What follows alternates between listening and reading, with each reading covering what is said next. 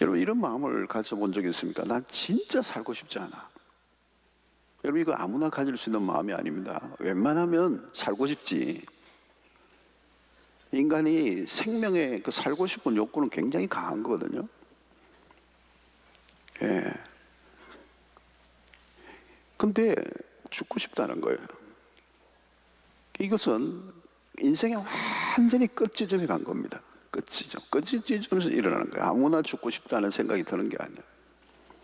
이게 절망이라도 절망이 끝에서 나오는 게 죽고 싶은 거죠. 얼마나 힘들었으면 엘리야가 죽고자 했겠느냐는 거예요. 그것도 선지자인데, 그것도 하나님의 그 불이 임하게 하는 능력의 사자, 하나님을 직접적으로 체험하고 하나님의 능력과 기적을 체험했던 하나님의 종, 불의 종, 시시한 종도 아니에요. 근데 죽고자 했다는 거예요.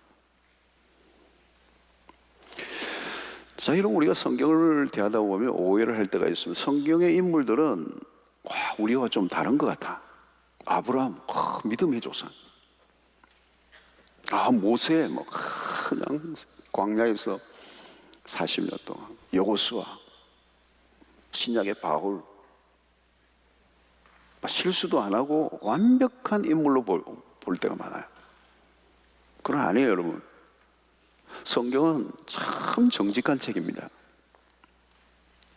다윗과 같은 사람도 정말 성왕으로 어린 시절부터 정말 하나님의 마음에 합한 자로서 그렇게 했지만 실수를 하니까 성경은 안 가려줘요. 좀 포장을 해주면 좋겠는데 인간의 연약함을 결코 가리거나 미워하지 않습니다.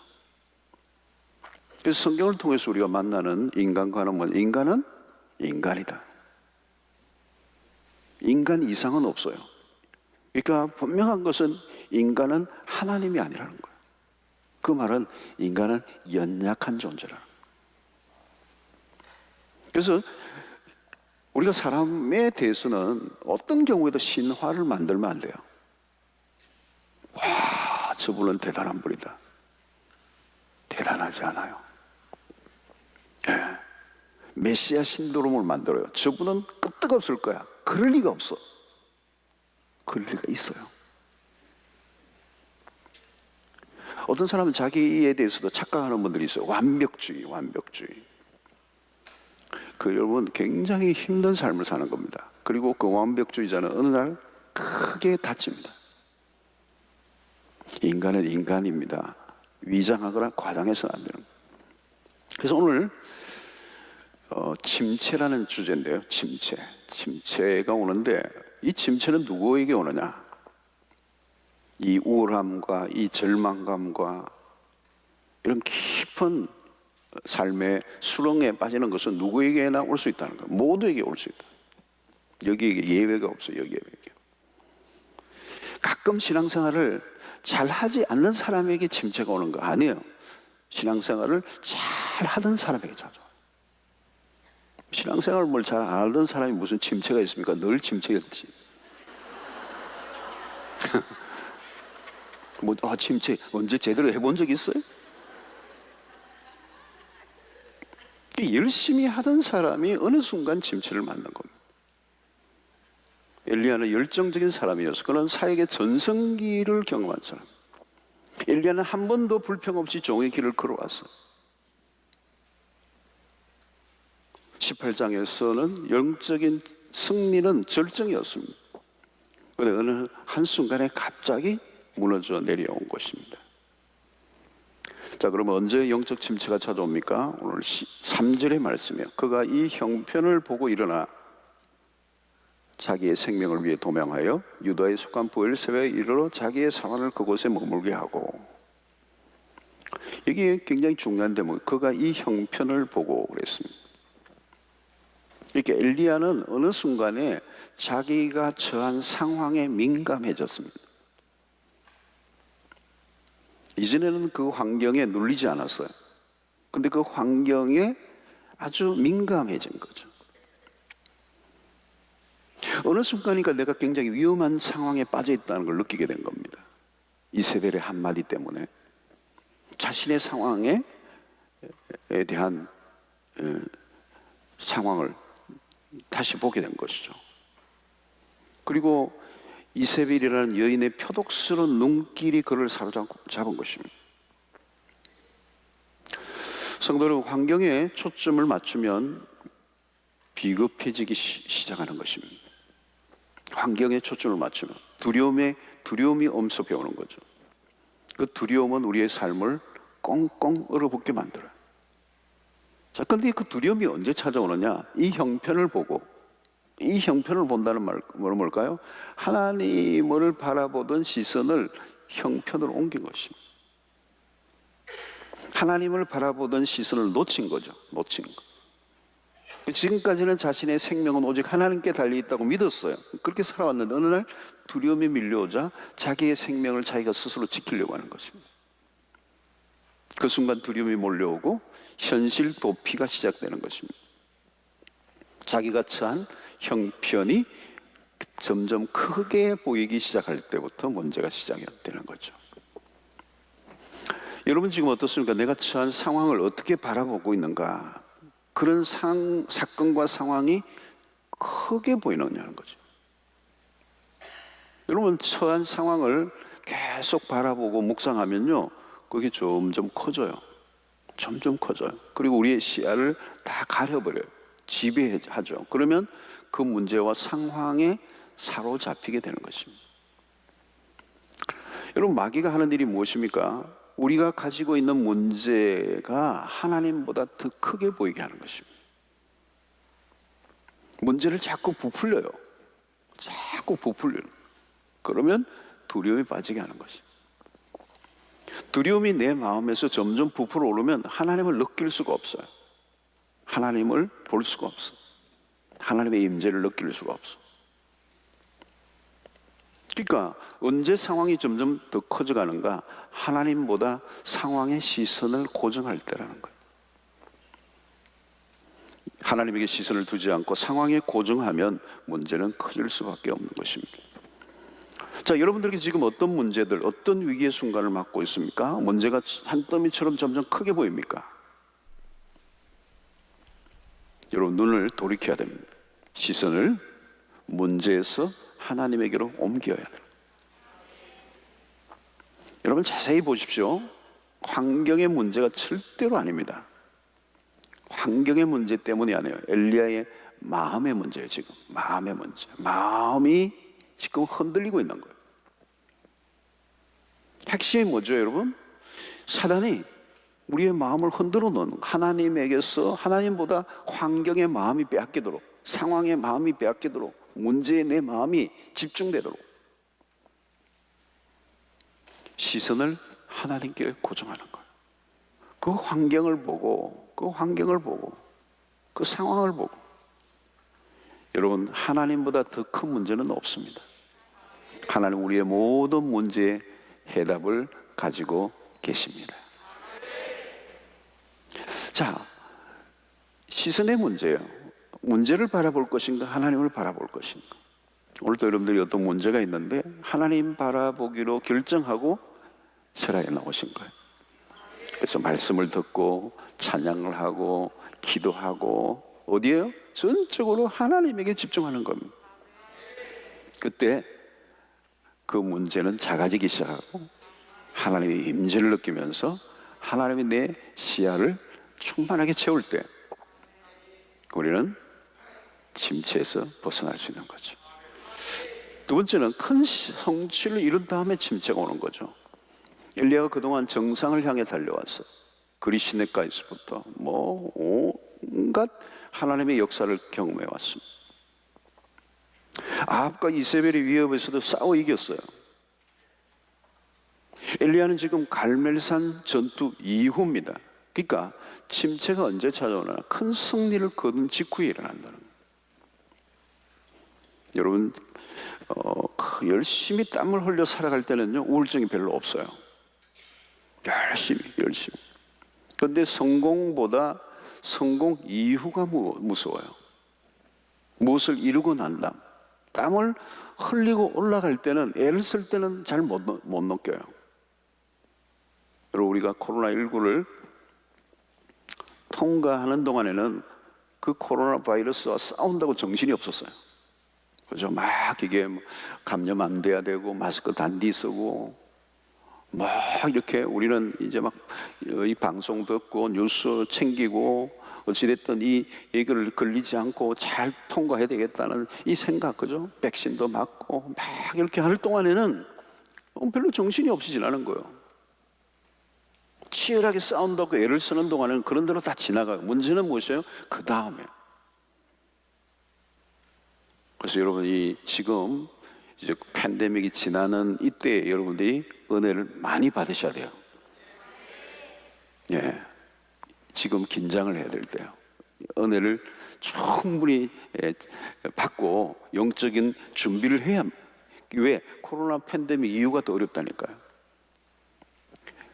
엘리야는 갈멜산 전상 이후 지금 무너진 거예요. 밀려오는 뭔가 그 끝난 다음에 밀려오는 허전함. 여러분, 스타들도 여러분 큰 공연을 하고 난 다음에 거기 쏘는 어떤 허전함을 이겨내지 못해요. 그래서 때로는 뭐 마약에 손을 대기도 하고 그러죠. 집안에서도 큰 대사를 치르고 난 다음에 오는 정신적 허전함이 있어요. 무엇인가 이루었다고 하는 사람들에게 찾아오는 절망감. 이것을 통과하지 않으면 깊은 침체에 빠진다는 거죠. 그래서 이 18장에서 엘리야와 19장에서의 엘리야, 하늘을 치솟는 듯한 영적인 승리를 맛본 다음에 완전히 바닥을 치는 이 모습은 승리 이후에 찾아오는 시험, 유혹, 이것을 조심하라는 거예요. 이게 여러분, 사람은 그래요. 정말 실패를 통해서도 찾아오는 고통도 있지만 성공 이후에 찾아오는 이 허무와 허전함을 이겨내는 것은 훨씬 더 실패를 이기는 것보다 더 어려운 것입니다. 사실 이 엘리야가 지금 바로 28장에서와 전혀 다른 모습을 보이는 것은 이 승리 이후에 찾아오는 이 허전함을 이기지 못한 것입니다. 자, 언제 또 침체가 찾아오죠? 육체적으로 지쳐 있을 때요. 열왕기상 18장 42절은 아합이 먹고 마시러 올라가니라. 엘리야가 갈멜산 골짜기에 올라가서 땅에 꿇어 엎드려 그의 얼굴을 무릎 사이에 넣고. 그러니까 여러분, 이 엘리야가 무릎 사이에 얼굴을 무릎 사이에 넣고, 무릎 사이에 얼굴이 아니에요. 얼굴을 무릎 사이에 이렇게 넣고 기도한다는 말은 뭘까요, 여러분? 갈멜산 꼭대기에 올라가서 완전히 꿇어 엎드려서 자기 얼굴을 무릎에 집어넣고 기도한다는 것은 그 시대가 얼마나 어려운 상황인가를 보여주는 겁니다. 여러분, 기도가 이런 기도를 한다는 것은 필살적인 기도예요. 사생결단을 낸 기도인 거죠. 지금 하나님 앞에 이렇게 엎드리지 않으면 이 나라의 운명이 달려있는, 자기의 생사도 알 수 없는 이런 상황 속에서 이 기도는 비상식인 거죠. 그래서 처절하게 하나님 앞에 엎드리며 몸부림을 치는 기도입니다. 여러분 기도해 보시면 아시지만 이런 기도를 하는 것은 여러분 육체적 소모도 굉장히 많습니다. 정신적 소모도 크지만 육체적인 소모가 커요. 그래서 여러분 기도는 뭐예요? 노동이다. 중대한 기도를 앞두고 기도할 때는 온 몸을, 그죠? 오늘 이 얼굴을 무릎 사이에 넣고 기도한다는 것은 그만큼 강력한 기도를 한다는 거죠. 이 육체적인 에너지 소모가 그만큼 많았다는 거예요. 그리고 열왕기상 18장 46절 뭐 여호와의 능력이 엘리야에게 임하매 그가 허리를 동이고 이스라엘로 들어가는 것까지 앞에서 달려갔다라 그래서 달려갔다. 허리를 동이고 이스라엘로 들어가는 곳까지 앞에서 달려갔다는 거예요. 다람쥐를 쳤다는 거예요. 이게 뭘까요, 여러분? 지금 엘리야는 갈멜산 전투에서도 많은 에너지를 850대 1을 싸우는 그 과정들, 그 이스라엘의 영적인 위기 속에서 하나님의 엎드려 기도하는 모습들, 또 이 아합 앞에서 달려가는 이런 모습들은 뭐예요? 전적으로 이 싸움을 치르는데 육체적, 정신적 고갈 상태라는 거예요. 쉴 겨를이 없었다는 거예요. 긴장감의 연속이에요. 그래서 어떤 면에서 엘리야는 지금 지쳐 있었던 거죠. 29장으로 넘어오면서 휴식 없이 긴장 속에서 계속 달려오다 보니까 몸이 지치고, 몸이 지치면 정신적, 영적으로도 문제가 생길 가능성이 높은 것이죠. 여러분, 쉼이 없이 달리기만 하면 어때요? 틀림없이 문제가 생겨요. 반드시 위기가 몰려온다는 거예요. 육체는 물론 정서적으로도 문제가 생겨요. 여러분, 현대인들도 그렇죠. 우리가 살아가는데 에너지 소모가 굉장히 많아요. 그래서 많은 사람들이 입에서 피곤하다. 왜? 매일 전쟁처럼 사니까요. 우리가 인생이 참 전쟁이잖아요, 그렇죠? 긴장 속에 삽니다. 우리 자녀들도 공부하는 것도 전쟁이잖아요, 여러분. 그죠? 입시 전쟁을 지금 치르고 있어요. 생존 우리가 전쟁을 하고 있고. 그러니까 충분한 이런 휴식을 하지 못한 채 강한 스트레스 속에 계속 달려가는 거예요. 여러분, 하나님의 창조의 원리 안에는 뭐가 있느냐면 굉장히 중요한 원리가 있는 안식이라는 게 있어요. 안식. 하나님이 안식하라고 명령을 하셨어요. 이건 반드시 해야 되는 거예요. 안식을 할 수 있으면 하고, 그게 아니에요. 반드시 해야 돼요. 창조의 원리 안에 들어있어요. 아무리 바쁘고 중요한 일이 있어도 안식이 있어야 된다. 여러분, 하루 종일 일하면 저녁에는 뭐예요? 안식을 해야 돼요. 저녁에 안식을 하셔야 돼요. 예. 저녁에도 안식을 안 하고 또 2차로 간다든가, 또 안식을 안 하고 야간에도 또 돈을 번다든가, 낮에도 돈 벌었는데 또 돈을 좀 더 벌어야 되겠다 그래서 밤에도 또 일한다, 안 쉬고, 그러면 돌아가셔요. 그렇게 만들어져 있다는 거예요. 그렇죠? 그러니까 안식을 해야 되는 거예요. 여러분, 이 철야에 와서 이제 좀 밤늦게 잠을 좀 주면 내일이라도 여러분들이 이렇게 체력이 너무 소모되지 않도록 또 보충을 좀 하셔야 돼요. 그죠? 안식이 필요한 거. 그리고 6일 동안 일했으면 7일째 안식을 하셔야 돼요. 그죠? 7일째 안식을 하셔야 돼요. 그리고 또 이 안식년의 개념도 성경 안에는 뭐 그냥 하루에 저녁에 안식하는 것만 말하지 않고 안식일뿐만 아니라 안식월, 안식년, 희년, 그게 마지막 영원한 안식까지 연결되어 있는 이 창조의 원리 속에 이 안식이라는 건 굉장히 중요한 거예요. 엘리야는 지금 쉼 없이 달려온 거예요. 하나님의 부름을 받고 난 이후 쉼 없이 달려. 자, 여러분, 요즘 이 바이러스의 침공으로 인해서 관심을 가지게 된 것 가운데 하나가 뭔가 하면요, 면역이에요. 면역. 바이러스가 어떤 사람에게 잘 침투하는가? 면역이 떨어진 사람. 왜 여러분 고위험군 연세가 많은 병원에 있는 환자들을 제일 1차로 백신을 맞게요? 면역력이 가장 떨어져 있는 분들이에요. 병원에 계시는 연세 되신 분들. 바이러스가 들어가면 돌아가셔버려요. 지금 온 세계에 팬데믹으로 이번에 돌아가신 분들의 거의 대부분은 고령 기저 환자들이에요. 뭐가 문제예요? 면역이 약한 거예요. 그러니까 면역이 약하면 이 바이러스가 침투하기 좋은 거예요. 집사율이 높아지는 거예요.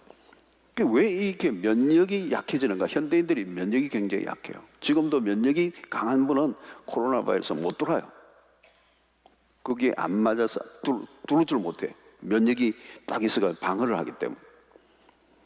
원인이 많이 있지만 여러분, 쉼이 없는 삶의 문제예요. 쉼이 없는 문제. 쉼이 없는 거예요. 안식의 원리를 지키지 않는 거. 안식을 지키지 않는 거. 창조의 원리를 깨는 것입니다.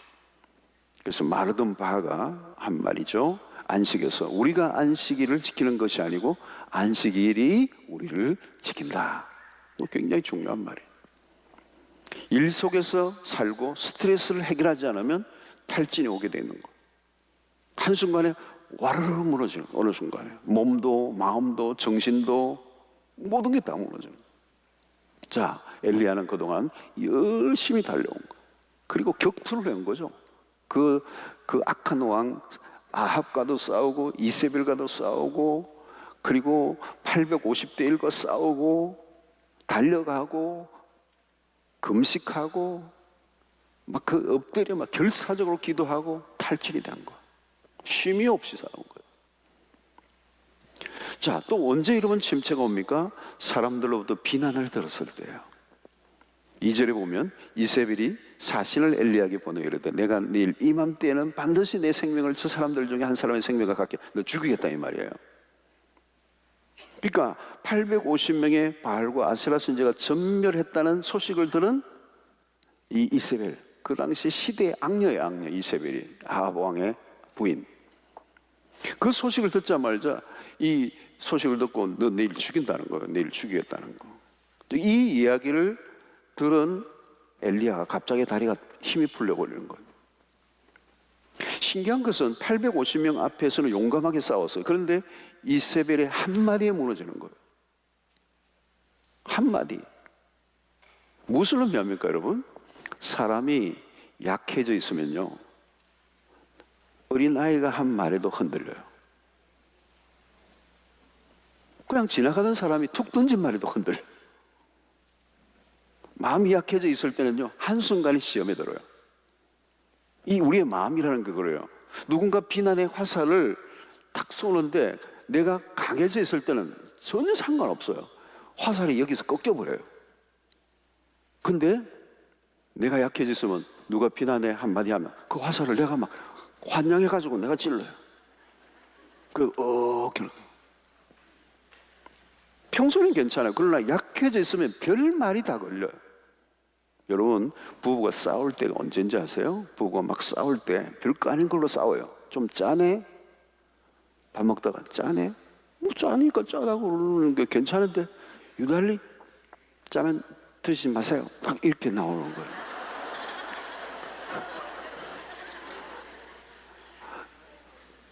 여러분, 이게 왜 그러죠? 여러분, 이게 어떤 말이든 비수가 되는 거예요.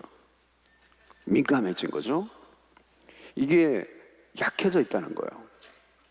그러니까 내가 평소에 내가 음식 못하는 줄 알고 있는데 항상 그게 막 이렇게 조마조마하는데 짜네 그러니까 내 가슴을 막 호흡이 파는 거죠.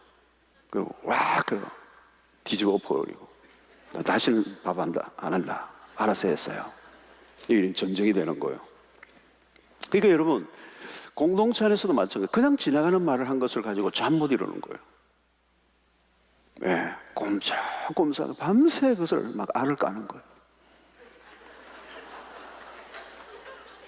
여러분, 교회 일을 하다가 여러분 남에게 뭐 봉사하다가 안 좋은 얘기를 안 들어본 사람이 있으면 손 들어가요.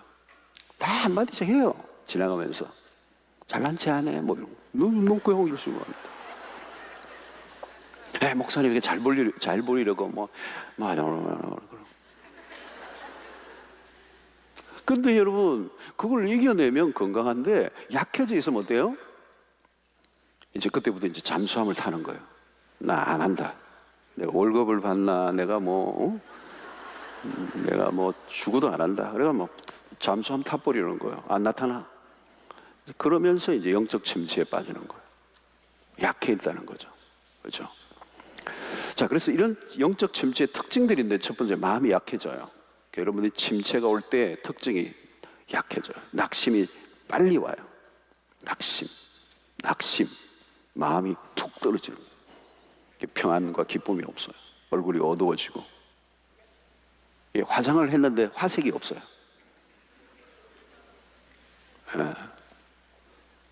이게 사실은 그게 화장이 아니고 위장이죠, 위장.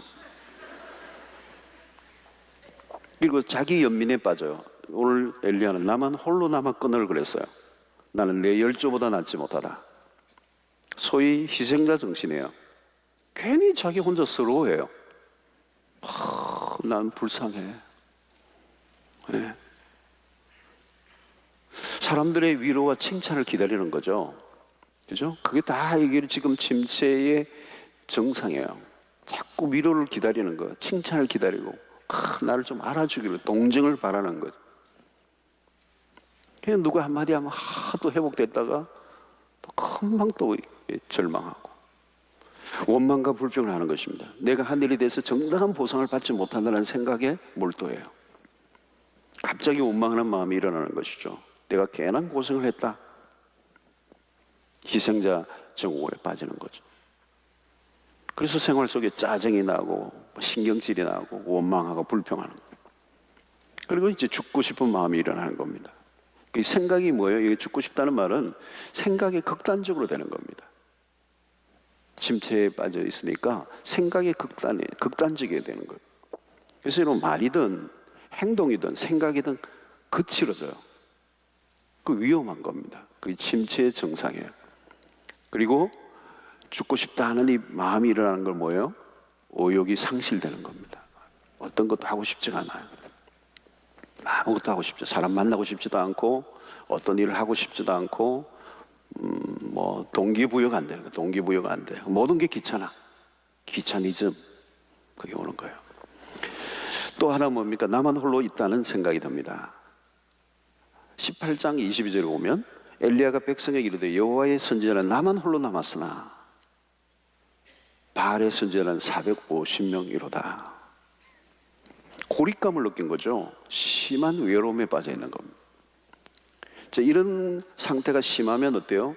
내가 사람들로부터 버림받았다는 느낌이 들어요. 예. 영적으로 건강할 때는 문제가 안 됩니다. 연약해질 때는 시험의 요인이 되죠. 나 외에는 없어. 내 편이 아무도 없어. 나 혼자라고. 어려운 일을 혼자 감당하는 사람들에게 주로 찾아와요. 혼자. 그죠? 사역을 해도 여러분 동력자가 있어야 되는데 혼자 하는 거예요. 혼자.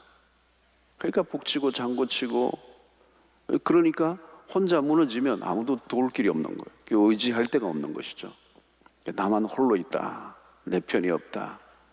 이제 이렇게 심각한 고립감에 빠져 있고 심한 외로움에 마치 내가 버림받은 것 같은 이 왕따의식을 스스로 느끼는 이게 이제 침체의 증상입니다. 자, 오늘 이 전체에서 그러면 어떻게 회복으로 갈 것인가 하는 문제를 이 엘리야를 통해서 우리가 볼 수가 있어요. 첫 번째는 육체적인 휴식이에요. 5절 6절입니다.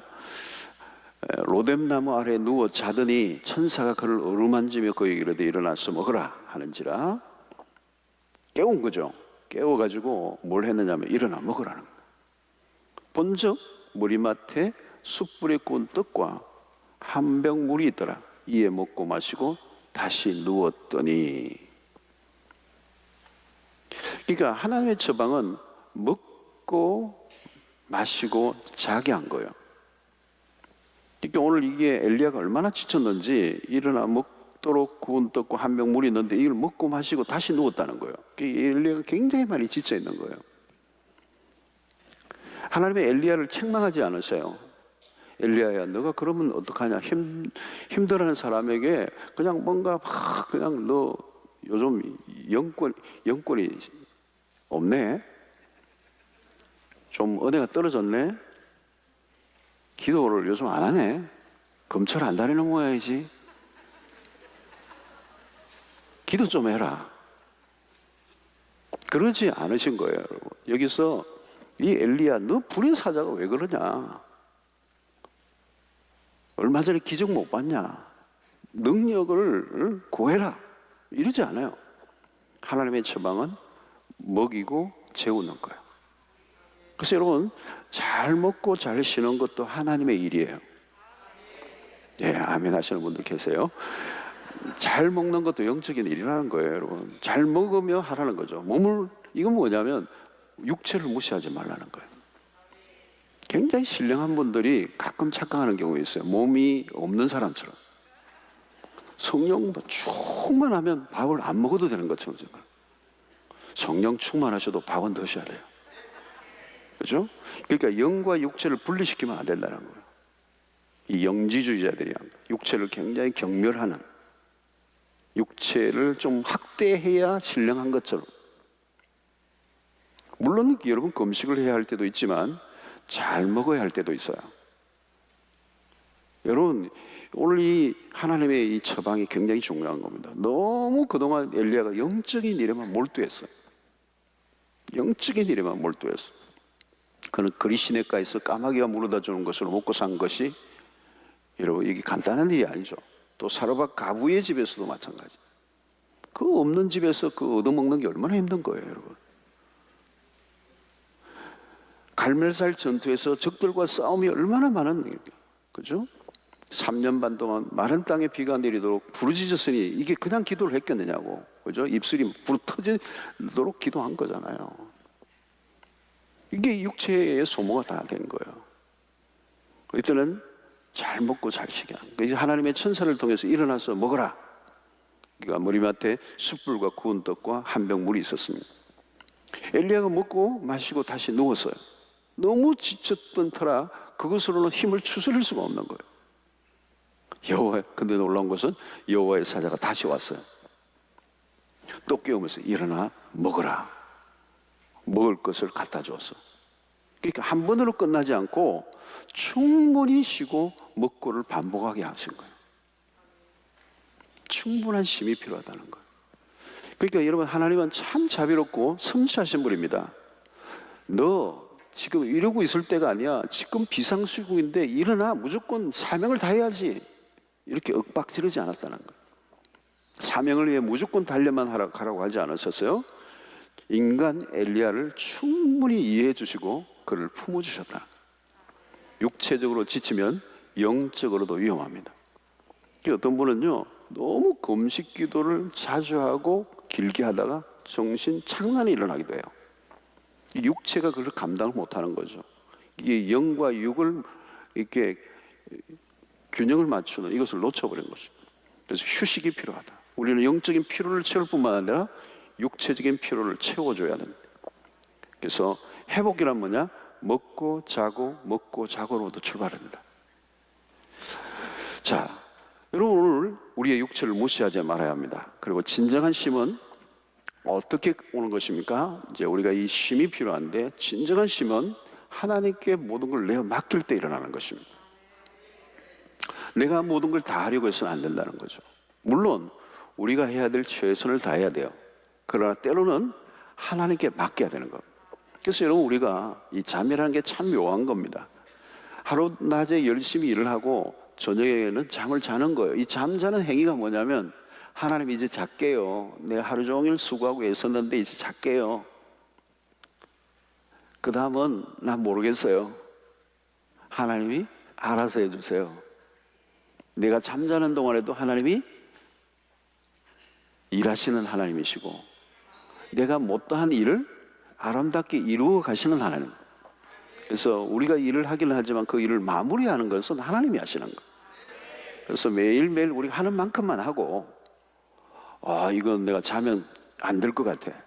자면 경쟁자가 뺏어갈 것 같아. 내가 자는 동안에 무슨 일이 일어날 것 같아. 누가 도둑이 찾아올 것 같아. 그 눈 뜨고 있으면 뭐예요? 돌아가신다는 거예요. 그러니까 맡겨야 돼요, 저녁에는. 그죠? 할 만큼만 해야 돼요. 막 너무 늦은 시간까지 막 잔업을 하고 막 이러면 코피 터지고 나중에는 2개가 나오고 돌아가신다는 거예요. 그래서 우리가 하지 못하는 것을 인정해야 돼요. 우리가 할 수 있는 일은 다 하지만 하나님이 행하실 것을 믿고 하나님께 온전히 맡기는 거예요. 여백. 하나님이 일하실 여백을 맡기는 거예요. 힘을 빼야 되는 거예요. 힘을 빼야 되는 거예요. 저도 이제 설교 준비를 이렇게 하다 보면 어떤 때는 제가 마음에 들지 않아요. 토요일 날 한 일주일 내내 그 설교를 다듬지만 토요일 날 또 와서 막 다 저녁까지 다듬는데 마음에 들지는 않아요. 근데 집에 가야 되잖아요. 집에 가서 쉬고 그 다음날 주일날 섬겨야 되니까. 근데 막 내가 막 완벽하게 하리라 이래가지고 그 다음날 새벽까지 막 준비를 하거나, 이거는 불신앙적인 거예요. 저는 준비 완전히 안 되고 마음에 안 드는데도요, 딱 정한 시간 되면 집에 가요. 하나님 맡겨드립니다. 은혜 주실 줄로 믿습니다. 나 아마 여기까지 최선을 다했습니다. 그리고 여백을 남겨놓어요. 여백. 그죠? 저녁에는 모든 걸 맡기는 겁니다. 자, 올 연말도 이제 거의 이제 한 해를 다 마감해서 여러분이 한 해 동안 열심히 살아오셨잖아요. 그럼 이제 연말에는 감사하세요. 하나님, 내가 부족하지만 하나님은 선하시고 합력하시고 선을 이루실 줄로 믿습니다.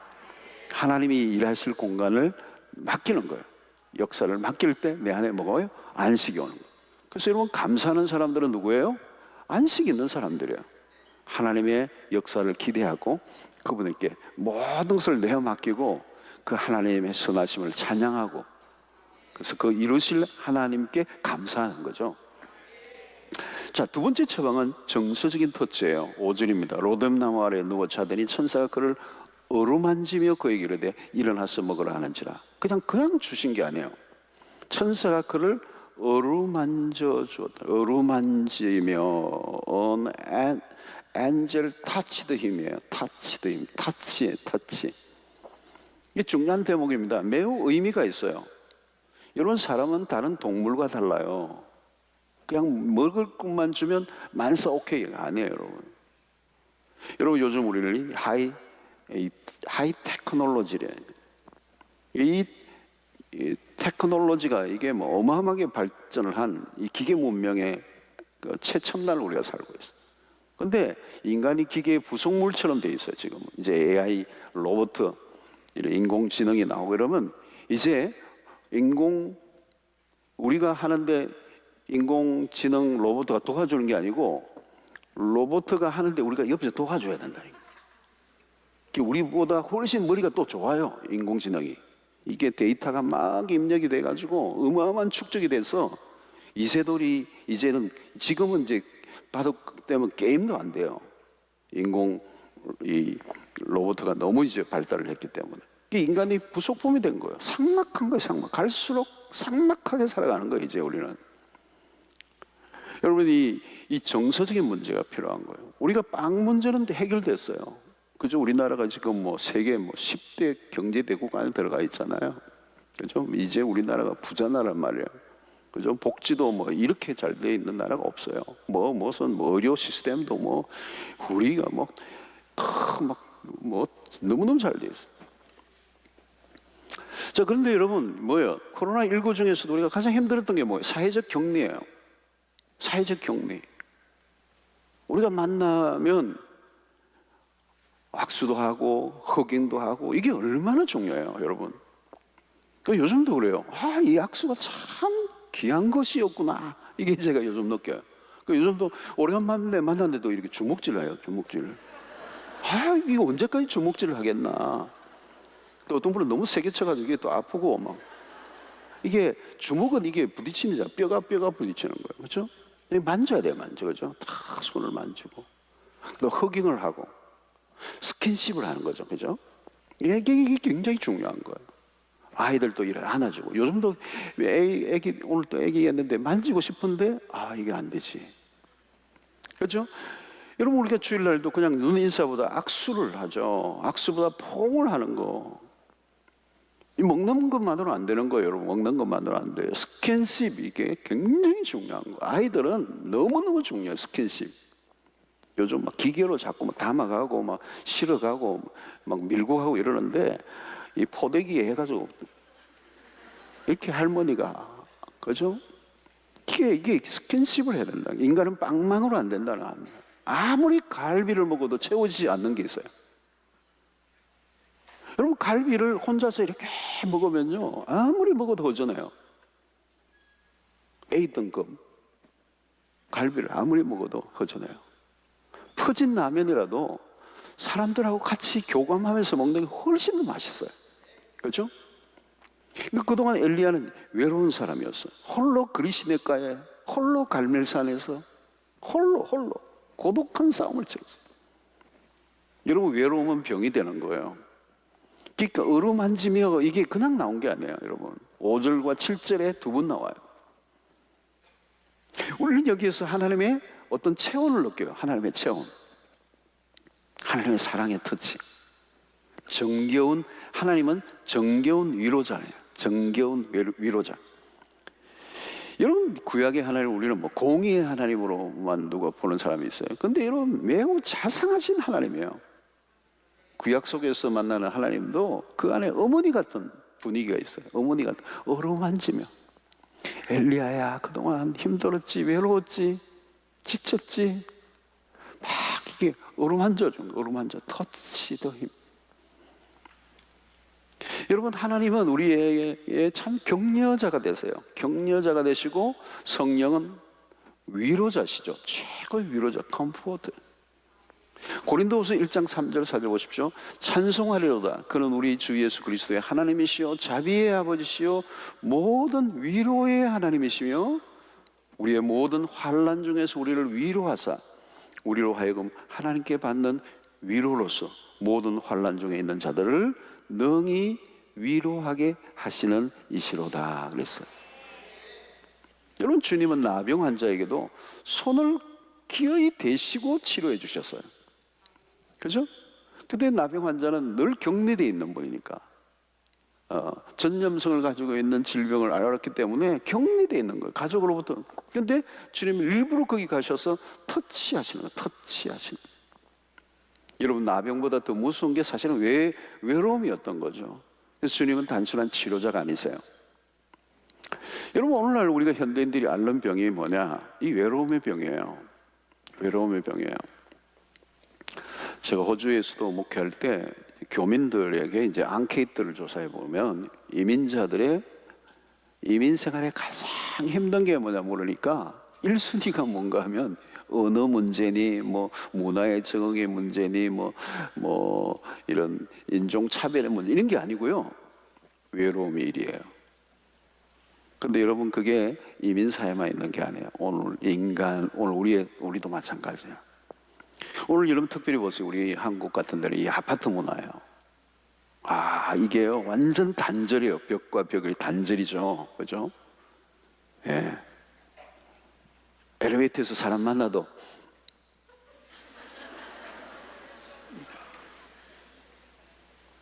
대화가 없어요. 여러분, 사랑방 안에서 이 교감이 있어야 돼요. 따뜻한 교감이 있어야 돼요. 오늘 여러분들이 이 철야에 올 때도 함께 오시는 분들이 좋아요. 함께. 그죠? 335 함께 오시고 함께 가시고 또 이렇게 태워서 막 오시고, 그죠? 좀 끼어서 타고, 그래서 운전할 때 좀 막 이렇게 해가지고 막 스킨십이 되게 하고 함께 하는 거죠. 오늘 어루만져 주시는 거예요.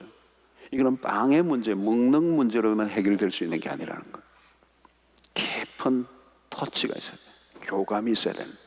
이게 치유를 하시는 하나님의 방식이라는 거예요. 오늘 여러분들이 사랑방 안에서도 그런 경험이 있게 되기를 바라고요. 오늘 또 여러분이 나 하나님 만나면 안 되나? 하나님 만나면 되는데요. 하나님이 사람을 통해서, 오늘도 천사를 통해서 어루만져 주시는 것처럼 오늘 우리 주변에 우리 교우들을 통해서, 그들의 손길을 통해서 우리를 만져주실 때 우리 회복이 일어난다는 거죠. 오늘 외로움이 굉장히 큰 병이에요. 이게 굉장히 심각한 거예요. 사실은 무서운 겁니다. 외로움은 미치게 하는 겁니다. 미쳐버려요. 이걸 이기게 하는 거. 오늘 코로나로 인해서 더 심해졌습니다. 우리가 사랑방 중심으로 또 우리 공동체 안에서 그것을 해야 되죠. 자, 세 번째 중요한 것은 하나님의 세미한 음성을 들어야 돼요. 19장 12절에 또 지진 후에 불이 있으나 불 가운데서도 여호와께서 계시지 아니하더니 불 후에 세미한 소리가 있는지라. 자, 하나님은 바람 가운데도 계시지 않고 바람 후에 지진 가운데서도 계시지 않았어요. 지진 후에 불이 있었으나 불 가운데도 계시지 않았어요. 불 후에 세미한 소리가 있었어요. 이게 뭐예요, 여러분? 하나님의 음성이란 말이죠. 여러분, 엘리야는 온갖 경험과 기적을 다 경험했습니다. 그러나 무엇보다도 중요한 것은 하늘로부터 내리는 세미한 음성이라는 거예요. 왜 이세벨의 말에 두려움에 떨었을까요? 하나님의 음성을 듣기보다 사람의 말에 귀를 기울였기 때문에. 세미한 주의 음성을 듣는 사람은 사람들의 말에 벌떡 뛰지 않아요. 하나님의 세미한 음성을 계속 듣는 사람들은 사람들의 비난에 휘청거리지 않아요. 왜? 하나님의 음성을 계속 듣고 있기 때문에. 여러분, 말씀 묵상을 매일 하는 게 그렇게 중요해요.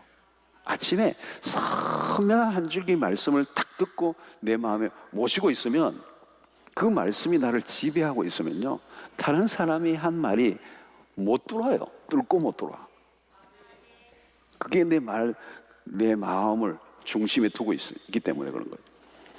여러분, 다른 사람의 말이 나에게 상처가 된다는 것은 내가 지금 하나님의 음성에 귀를 기울이고 있지 않는 거예요. 그래서 내 마음이 약해져 있는 거예요. 주의 세미한 음성을 들어야 합니다. 그래서 회복은 대단한 어떤 기적을 통해서 주시는 게 아니라 하나님의 음성을 통해서 주신다는 거예요.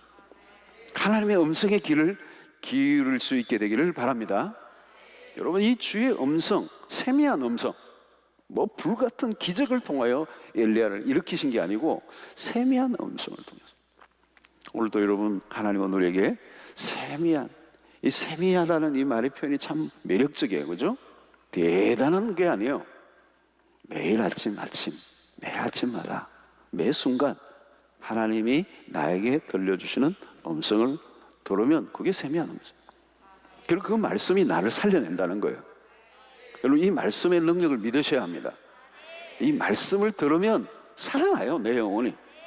너무 놀라운 것이 하나님의 말씀입니다. 오늘도 여러분들 어떤 분에게는 이 말씀, 어떤 한 말씀이 딱 그 심령에 꽂히면 사는 거예요, 사는 거. 뭐 대단한 말씀이 아니라도 그 세미한 음성, 세미한 아주 작은 한마디인데 그 영혼을 살린다.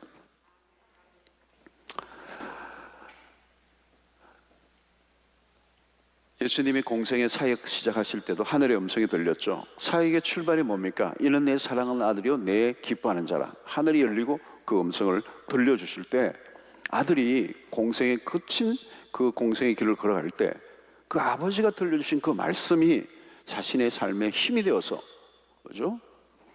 가는 거죠. 사실 마귀가 예수님에게 계속해서 흔들려고 했던 게 뭐예요? 40일 그 금식 끝난 다음에도 너가 하나님의 아들이거든, 이 정체성을 흔들려고 할 때도 흔들리지 않았던 이유가 이는 내 사랑하는 아들이여 내 기뻐하는 자라는 이 세미한 음성을 들었기 때문에 승리한 것입니다. 오늘도 우리의 회복은 우리에게 오늘도 살아계신 하나님께서 어떤 방식으로든지 우리에게 세미한 음성을 들려주심으로 회복시켜 주신다는 사실을 믿으시고, 그 음성을 기대할 때 다양한 방법으로 하나님께서 말씀하세요. 뭐 이런 설교를 통해서도 말씀하시고, 또 아니면 성경 공부, 사랑방, 때로는 대화 속에 뭐 기독교 방송을 듣는 가운데 어떤 형태로든 하나님께서 우리에게 세미한 음성을 반드시 들려주셔서 우리를 살아나게 하시고 회복시켜 주실 줄로 믿습니다.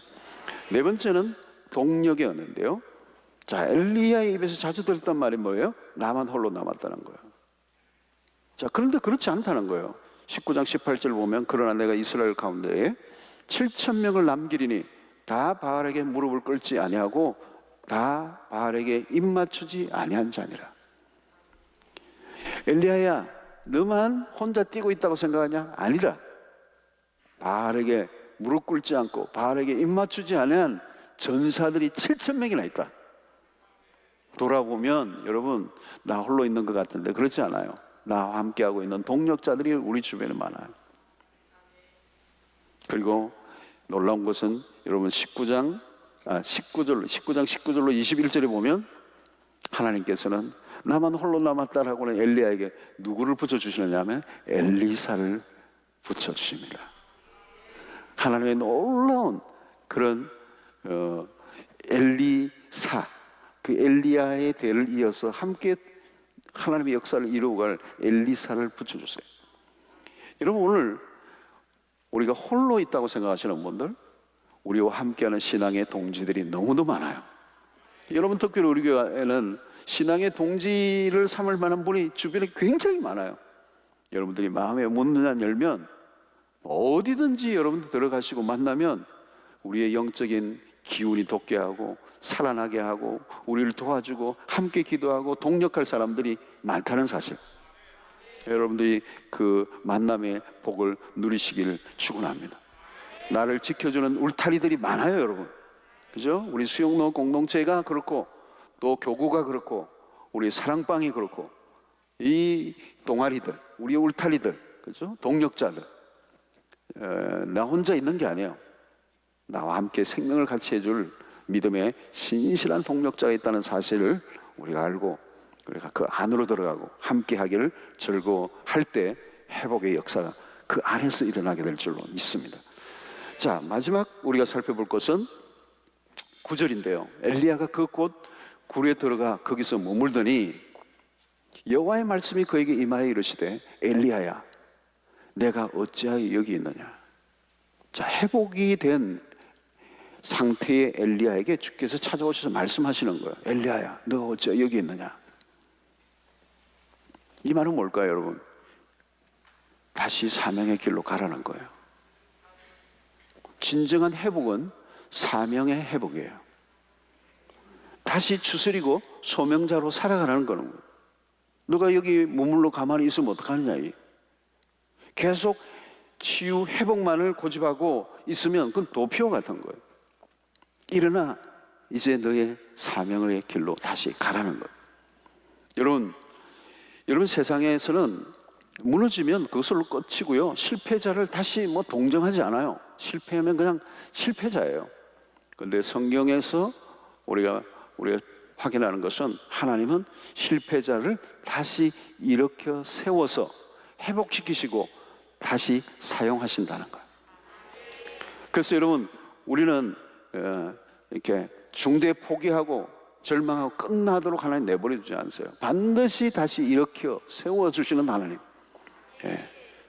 오늘도 이 연말쯤 되어서 이제 사랑방 목자도 한 20년 했고 하니까 좀 이제 내려놓아야 되겠다.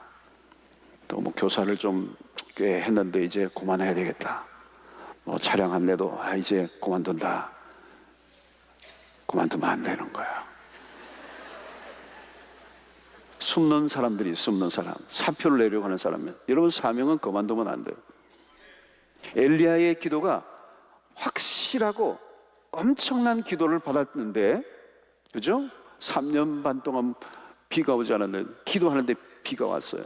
갈멜산 정상에서 850대 싸울 때 불이 막 임하는 구할 때 응답이 있었는데 모든 기도가 응답되는 것 아니에요. 죽기를 구한 그의 기도는 응답되지 않았어요. 묵살되었어요. 사명자는 마음대로 못 죽어요. 진정한 회복은 뭐예요? 사명의 길로 계속 걸어가는 거예요. 계속 쓰임 받는 거예요. 여러분 하나님에게 쓰임 받는 것보다 더 큰 기쁨은 없어요. 쓰임 받는 게 회복이에요. 진정한 회복. 그러니까 사명이란 뭐냐? 본래 있어야 할 자리로 돌아가는 거예요. 너 지금 굴 안에 지금 있으면 뭐하냐? 그러려고 내가 너를 치유하고 회복시켰느냐? 아니라는 거예요. 회복되었으면 이제 너가 가야 할 길을 가라는 거예요. 너의 부르심을 따라 내가 부른 그 자리로 가라는 거예요. 여러분 베드로도 부활 후에 더 이상 의욕이 없었겠죠. 예수님의 제자들이 자기들이 한 짓이 있으니까. 그리고 이전의 삶으로 돌아가 버리죠. 잠수함을 탄 거예요. 그러나 주님은 다시 찾아갔어요. 디비랴 바닷가로 찾아가셔서 참 똑같아요. 이 엘리야에게 했던 처방과 똑같아요. 그 디비랴 바닷가에 예수님이 하신 건 뭐예요? 와서 조반을 먹어라. 일단 먹이세요. 경상도 말로는 먹여요. 이 성경에 먹는 얘기가 많이 나오잖아요, 그죠? 오병이어도 그렇고, 물이 포도된 거, 최후의 만찬. 계시록 3장 20절에 볼지라 내가 문 밖에 서서 돌리는 누구든지 내 음성을 듣고 문을 열면 내가 그와 더불어 먹고 그는 나로 더불어 먹으리라. 시간이 없어서 11시간 넘었네. 주님은 뭐예요? 일단 회복을 시켰어요. 먼저 그냥 일을 시키지 않아요. 그러니까 여러분 걱정하지 말아야 돼요. 주님을 위해서 사시는 분들은 지칠 때가 와요. 침체가 와요. 힘들 때가 와요. 바닥을 칠 때가 있어요. 그런데 하나님이 나를 내버려 두지 않으세요. 다시 회복을 시키시는 하나님, 우리를 다시 일으켜 세워주시는 하나님, 회복하시는 거예요. 그래서 어떤 분은 영적인 회복이 필요한 분은 영적인 회복, 육체적인 것이 필요한 분은 육체적인 회복, 정신적으로, 정서적으로 회복이 필요한 사람은 정서적으로 어루만져 주시고, 환경적으로 회복이 필요한 분은 환경적으로, 전인적인 회복이 필요한 분은 전인적으로. 여러분, 이런 하나님이세요. 혹시 지금도 롤렘 나무 아래 앉아 계신 분이 계십니까? 더 이상 살고 싶지 않다고 소리를 치고 있는 분이 여러분들 혹시 이 가운데 있습니까? 엘리야는 죽겠다고 도망을 쳤지만 한사코 하나님을 찾아와 주시고 그 지친 몸과 마음을 따뜻하게 만져주시고 일으켜 세워주시는 그 하나님이 우리의 하나님이십니다. 누구나 침체에 빠질 수 있습니다. 누구나 절망에 빠져서 드러누워서 모든 걸 끝내고 싶을 때가 있어요. 누구에게나, 아무리 강한 자도. 그러나 여러분, 우리는 연약한 존재들이에요. 강하게 보여도요, 한없이 연약한 존재. 그런 경험이 없는 사람이 없어요. 넘어지고 낙심에 빠질 수 있고 정말 모든 것을 끝내고 싶은 그런 마음이 들 때가 있지만, 하나님이 우리의 삶을 그대로 두지 아니하시고 회복시켜 주시는 하나님, 십자가와 부활의 주님이 디베레 바다에 찾아오셨던 것처럼 그 주님이 오늘도 우리에게 찾아오셔서 우리를 능히 일으켜 세워주시고 다시 사명의 길을 가게 하시는 하나님이심을 경험하시는 은혜가 있게 되기를 축원합니다. 위로의 하나님을 만나시기 바랍니다. 사랑스러운 터치를 경험하시길 바랍니다. 여러분, 정말 주님은 그렇게 섬세하게 우리에게 다가오세요. 저도 사역을 하는 동안에도 많은 일들이 있더라도 그때마다 오래 가지도 않아요. 오래 가면 당신이 못 드실까 봐 빨리 회복시켜서 또 사명의 길을 가게 하세요. 저는 기억하기가, 그렇게 오랫동안 침체에 빠져본 경험은 없어요. 침체는 왔지만 하나님이 다시 이렇게 세워주시는, 그래서 회복된 사람이 사명자로 살게 돼요. 회복되어야만 사명을 감당할 수가 있죠. 그래서 오늘 엘리야를 다시 사명의 길로 돌아가라고 이렇게 말씀하시고 부르심의 자리로 이끄시는 그 하나님의 능력과 그 은혜가 오늘 여러분들 모두에게도 임하게 되기를 축원합니다.